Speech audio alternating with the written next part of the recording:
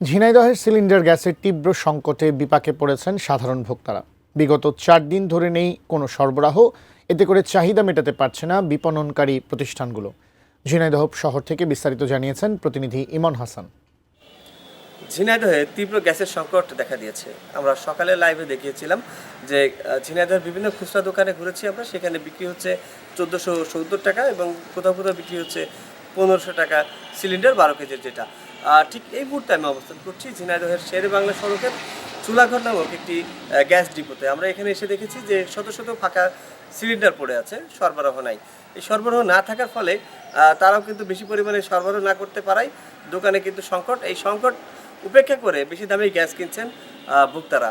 আমরা কথা বলেছি এই প্রতিষ্ঠানের যে ম্যানেজার আছে তার সাথে, তিনি আমাদেরকে জানিয়েছেন তারা খুচরা বিক্রি করছেন 1306 টাকা সরকার বেঁধে দেওয়া দামেই। তবে তার আগে এই প্রতিষ্ঠানে কিন্তু ম্যাজিস্ট্রেট এসে জরিমানা করেন মূল্য তালিকা না থাকার ফলে।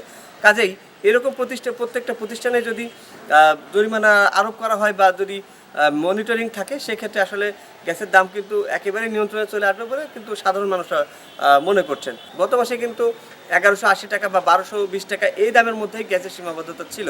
তো এই যে জানুয়ারি মাস পড়তে না পড়তেই জানুয়ারি 4 তারিখে যে বাংলাদেশ এনার্জি রেগুলেটরি কমিশন 1306 টাকা দাম নির্ধারণ করলো 53 টাকা বাড়িয়ে, এই দামের ফলে কিন্তু আসলে যে সাধারণ মানুষ দাম পাচ্ছেন না এবং সঠিক দামে তারা কিনতে পারছেন না, এতে করে আসলে ভোগান্তিতে পড়েছে। তো সব মিলিয়ে ঝিনাইদহের যে তীব্র গ্যাসের সংকট, এতে করে কিন্তু আসলে সাধারণ মানুষ দাম এবং সংকট নিয়ে ভোগান্তিতে রয়েছে। তো এই ছিল আমার কাছে ঝিনাইদহ থেকে গ্যাসের তীব্র সংকট নিয়ে সর্বশেষ।